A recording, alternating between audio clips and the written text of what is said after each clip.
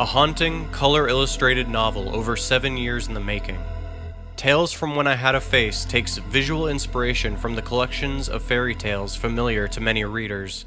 Full-page images juxtapose the text, complemented by smaller inline art.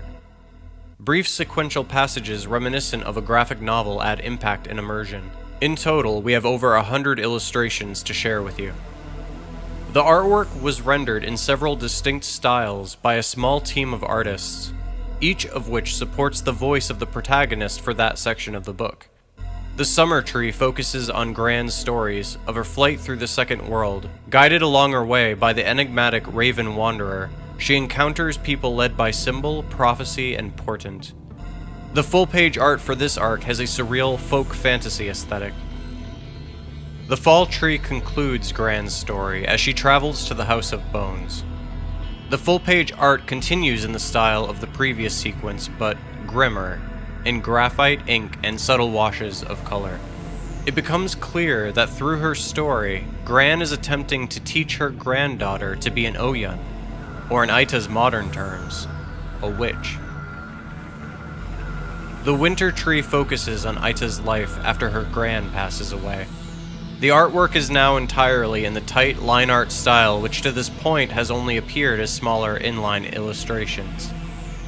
This part of the narrative concludes with a departure in format to sequential comics, in which the story of Aita's own passage into the underworld is revealed. The Spring Tree is shorter than the others, much as spring all too often is, and it's written in a terse style. The art is vividly colored and bold. We're given the first point of view shift away from Aita and her grandmother to Nysa, a character from Gran's stories, who was unknowingly bound by the same fate. And like the destinies of all star-crossed lovers, that fate was written from the moment they crossed paths. Tales is intended to speak to anyone who feels or has felt trapped between multiple, often conflicting worlds of past, present, and future. It is a fantasy about death, loss, and finding redemption in the strangest places, and a ritual performed in the mind of every reader. We are coming to you to help us complete production, hopefully with a wider release to follow.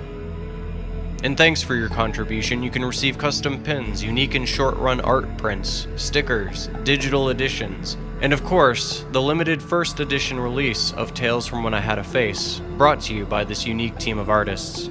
If we reach our first stretch goal, we will upgrade the higher tiers to a hardbound edition, a real treasure to keep. Help us conclude its journey. Tales from When I Had a Face is a journey that began in late 2013, when I woke up with Gran's creaky raven voice in my ear. At times it was a bit like transcription, like excavating a hidden history rather than creating something out of whole cloth. For the years that followed, it became a world shared between myself and the other artists who helped me envision this thing. The goal for some time was to start pitching March 2020. Well, we all know how March 2020 went. Like so many people, COVID has knocked us off course. I'm bringing Tales to Kickstarter in an attempt to get it back on track, and so I can share the work we've been doing all these years with a larger audience. I believe the long development that's gone into building this lore-heavy tome has been essential, even the fallow periods. Scotch mellows in the barrel, not the bottle. We spent much of this fallow year working on ways to roleplay within the Fallen Cycle mythos, to continue world and character building. The current books serve as the lore at the virtual table, Zoom, the digital campfire. Ultimately, the stories we create together may inspire future books set in the world. All going well, the first edition Fallen Cycle RPG will be our next Kickstarter. Playtesting is ongoing. I hope we'll talk about this more in subsequent creator videos, as well as a variety of other things.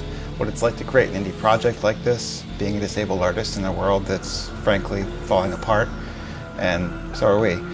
That's certainly a part of the subtext of this story, and finding inspiration for pure fiction and fantasy amongst our world's history and myths.